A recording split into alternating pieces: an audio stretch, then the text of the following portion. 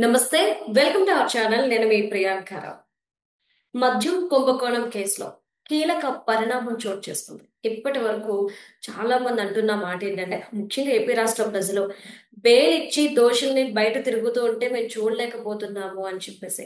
మరి ఈ నేపథ్యంలో హైకోర్టు ఏదైతే చెప్పిందో ఈరోజు సంచలనాత్మకంగా మారింది. 26వ తారీఖున ధనుంజయ రెడ్డి, కృష్ణమోహన్ రెడ్డి, గోవిందప్ప వీళ్ళ ముగ్గురు కూడాను లొంగిపోవాలి అని చెప్పేసి చెప్తున్నాయి. మరి దీన్ని ఎలా చూడాలి అనేది తెలుసుకుందాం. మనతో మాట్లాడడానికి ప్రముఖ పొలిటికల్ అనలిస్ట్ డివి శ్రీనివాస్ గారు ఉన్నారు. ఆయన అడిగి తెలుసుకుందాం.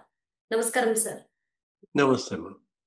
సార్, హైకోర్టు ఏదైతే చెప్పిందో అంటే ఇప్పుడు 26వ తారీఖున ఈ ముగ్గురిని కూడాను లొంగిపోవాలని చెప్పేసి చెప్పింది.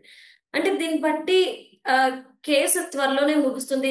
ఎవరైతే బిగ్ బాస్ ఉన్నారు అని చెప్పేసి అనుకుంటూ వస్తున్నామో వారు త్వరలోనే అరెస్ట్ అవుతారో అనుకోవచ్చా? అంటే బ్యూటీ ఆఫ్ జ్యుడిషియరీయా దీన్ని ఎలా చూడాలి? జనరల్‌గా బ్యూటీ ఆఫ్ డెమోక్రసీ అంటుంటారు. ఆ! అంటే ఇప్పుడు భారత న్యాయ వ్యవస్థలో సౌందర్యమా ఇది? అంటే ఒకటి ఏసీబీ కోర్టు మరి ఆయన న్యాయాధికారేమో డిఫాల్ట్ బెయిల్ ఇచ్చారు. హ్మ్. కానీ డిఫాల్ట్ బెయిల్ ఇవ్వడమే కాదు, అప్పట్లో ఆయన చేసిన వ్యాఖ్యలు కూడా అప్పట్లో సంచలనమయ్యాయి. ఏంటి అసలు ఛార్జ్ షీట్‌ని తప్పుపడుతూ ఏదో 21 రకాల లోపాలను ఎత్తి చూపిస్తూ ఆయనే అసలు దగ్గర దగ్గర తీర్పిచ్చేసినంత పనయింది అప్పట్లో. అది చర్చనీయాంశంగా కూడా మారింది. ఇప్పుడు ఈరోజు హైకోర్టు ఇచ్చినటువంటి తీర్పు. ఏది ఈళ్ళ ముగ్గురి డిఫాల్ట్ బెయిల్ రద్దు చేస్తూ మీరన్నట్టుగా లొంగిపోమన్నారు. అంటే ఏంటి ఇప్పుడు చెవిరెడ్డి భాస్కర్ రెడ్డి ఇంకోసారి మరి తల గోడకేసి కొట్టుకుంటాడా? ఆ రోజు చెవిరెడ్డి భాస్కర్ రెడ్డి వీళ్ళకి బెయిల్ ఇచ్చారు. వీళ్ళ ముగ్గురికి డిఫాల్ట్ బెయిల్ ఇచ్చినప్పుడు హ్మ్. ఆయనేదో కొంచెం లేట్ అయింది. ఏది ఆ జైలు సూపరింటెండెంట్ రావటం కొద్దిగా లేట్ అయింది. ఆయన 8:30కో ఏమో రమ్మన్నారు వీళ్ళందరినీ. హ్మ్. బయటేమో అక్కడ జైలు బయట గోల. ఈ వైసీపీ వాళ్ళంతా అక్కడ తలుపులు కొట్టటం. జస్ట్ ఒక గంట లేట్ అయ్యేసరికి. లోపలేమో చెవిరెడ్డి భాస్కర్ రెడ్డి గోడకి తల కొట్టుకోవటం అంట. మా వాళ్ళని ఏం చేస్తున్నారు? మా వాళ్ళని ఏం చేస్తున్నారు? ఎందుకు విడుదల చేయరు? ఈ టప్పులు అసలు అరుపులు, కేకలు, దబ దబ బాదటాలు. ఆ! హ్మ్. మరి ఇప్పుడు దీనికేమంటారు? ఏది ఇవాళ హైకోర్టు ఇచ్చినటువంటి ఈ తీవ్రమైనటువంటి అంశం, ఈ నిర్ణయం డిఫాల్ట్ బెయిల్ రద్దు చేయటం అంటే మామూలు అంశం కాదు. అవును. ACB court ఎందుకిచ్చింది? హైకోర్టు మరి దాన్ని రద్దు చేయడం ఏంటి? జనరల్‌గా ఇప్పుడు ఏంటి బెయిల్ ఈస్ ద రైట్.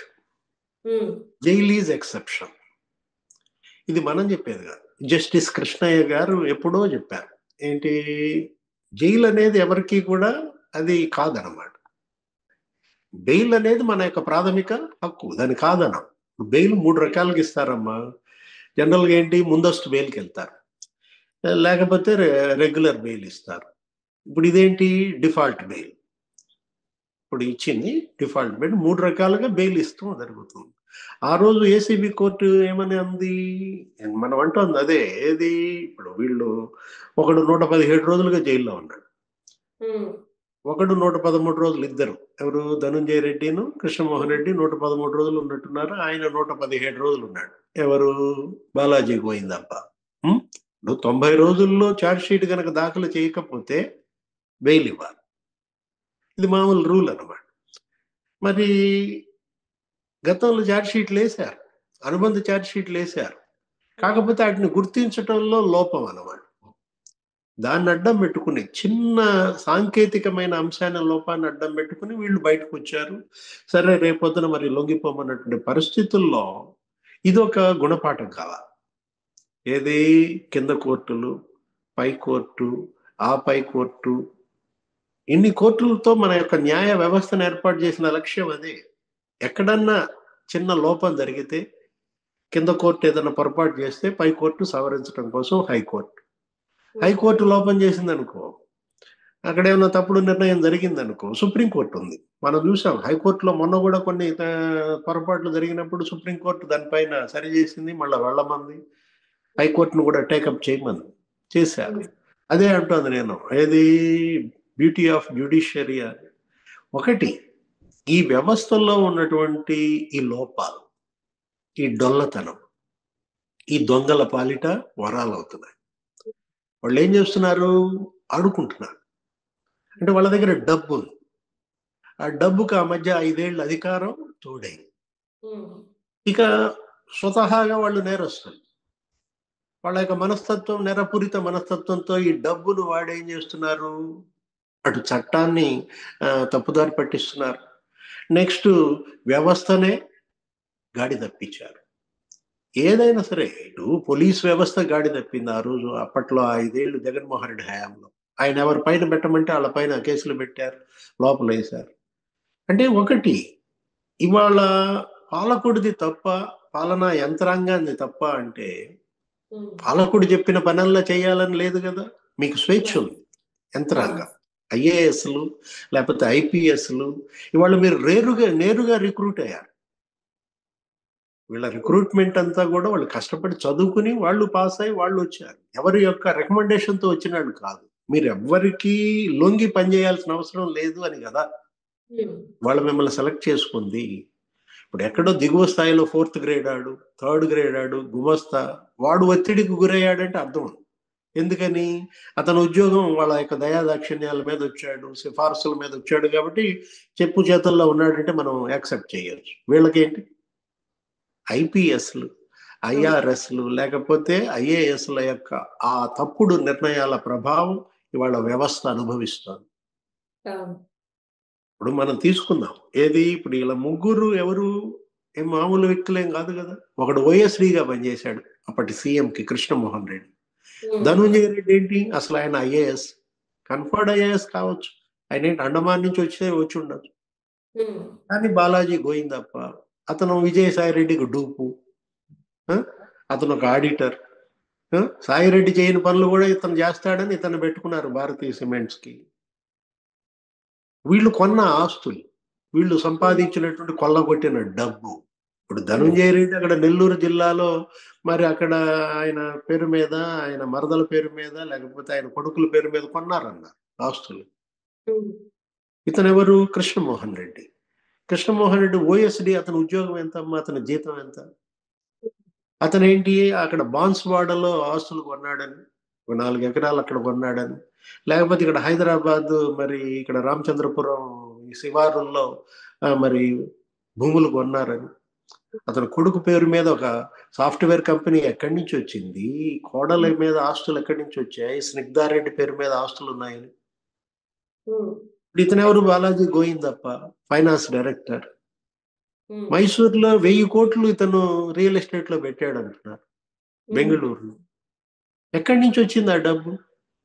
ఆ రోజు భారతీయ సిమెంట్స్ లో మరి బంజారా హిల్స్ ఆఫీస్ లో కూడా మరి సోదాలు జరిగాయి, హార్డ్ డిస్క్లు తీసుకున్నారన్నారు. అక్కడికి పిలిపించి డిస్టిలరీ యజమానులు వీళ్ళు బెదిరించారన్నారు, పర్సంటేజీలు వసూలు చేశారన్నారు. అంటే ఎవరికి వాళ్ళు, అటు సీఎంఓనేమో ధనుంజయ రెడ్డి గుప్పెట్లో, ముఖ్యమంత్రి అసలు జగన్మోహన్ రెడ్డి కృష్ణమోహన్ రెడ్డి గుప్పెట్లో, మేడం మేడం భారతీయ సిమెంట్స్. ఇదంతా ఎవరు చూసింది? గోయిందప్ప, బాలాజీ. బంగారం కొన్నారని పెద్ద ఎత్తున ఒక కంపెనీ, ఒక బ్రాండే 400 కోట్లు బంగారం ఇచ్చిందన్నారు. వాడెవడో ఫోన్ చేసి అక్కడ బేవరేజెస్, ఎస్విఎస్ అనే షుగర్స్ బేవరేజెస్ వాడికి అసలు నేరుగా సిఎండి జయరాముడికి ఫోన్ చేసి నేను సీఎంఓ నుంచి మాట్లాడుతున్నాను. సీఎంఓ నుంచి ఎవరు మాట్లాడాలమ్మా? సీఎంఓ నుంచి ధనుంజయ రెడ్డి మాట్లాడుతున్నాడంటే ఓకే, అతను మరి ప్రిన్సిపల్ సెక్రటరీ. లేదు ఓఎస్డి మాట్లాడుతున్నాడంటే ఓకే, అతను ఏదో జగన్మోహన్ రెడ్డి ఓఎస్డి కృష్ణమోహన్ రెడ్డి. ఆ భూనేటి చాణక్య ఎవరు? అతనికి సీఎంఓకి సంబంధం ఏంటి? నేను సీఎంఓ నుంచి మాట్లాడుతున్నానని ఒక సిఎండికి ఫోన్ చేసి చైర్మన్ మేనేజింగ్ డైరెక్టర్ బెదిరిస్తారా? మీకు ఆర్డర్ కావాలంటే, ఆర్డర్ రిలీజ్ కావాలంటే మీరు మరి 400 కోట్లు బంగారం అడిగారని. అతను ఎవరు? ముత్తప్పన్, నల్లప్పన్ ముత్తప్పన్ ఫోన్ చేసి బెదిరించారని. అంటే బంగారమే కాదు, సినిమాల్లో పెట్టుబడులు పెట్టారన్నారు. ఆ స్పై అనే సినిమా తీశాడు అతను, కేసిరెడ్డి రాజ్. చాలా సినిమాలకు అడ్వాన్సులు ఇచ్చాడన్నారు.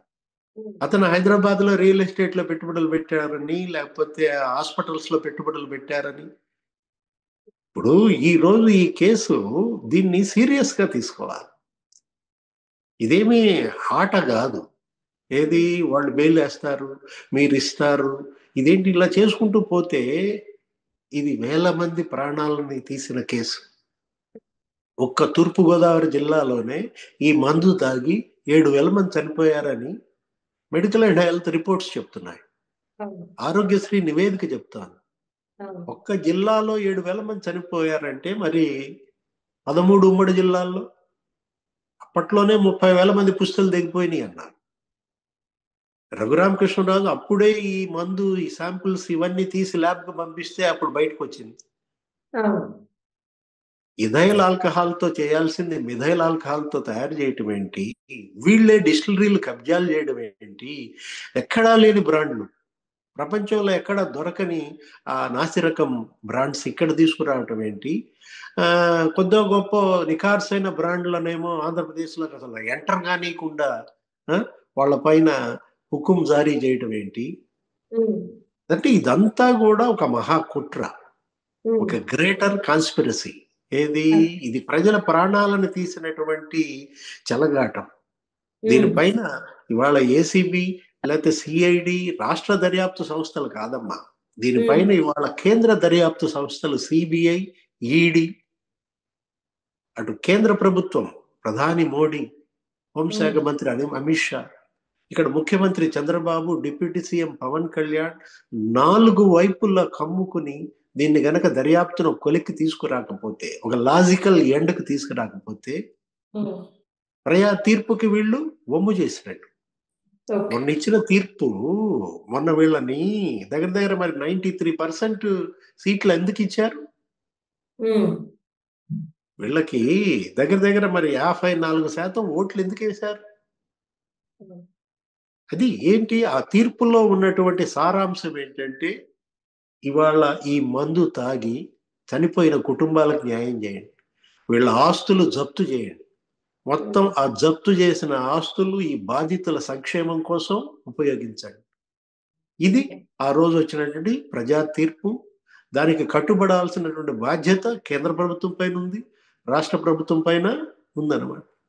దీన్ని కేవలం ఏదో డిఫాల్ట్ బెయిల్ అనో, ముందస్తు బెయిల్ అనో, రెగ్యులర్ బెయిల్ అనో, బెయిల్ మీద మనం డిస్కషన్ కాదు, జైలు పడాలి. వీళ్ళందరూ కూడా యావజ్జీవ శిక్షలు పడాలన్నమాట. వీళ్ళ ఆస్తులు ప్రజా సంక్షేమం కోసం ఉపయోగించినప్పుడే ఇది ఒక గుణపాఠంగా మారుతుంది. Thank you so much sir. నమస్తే.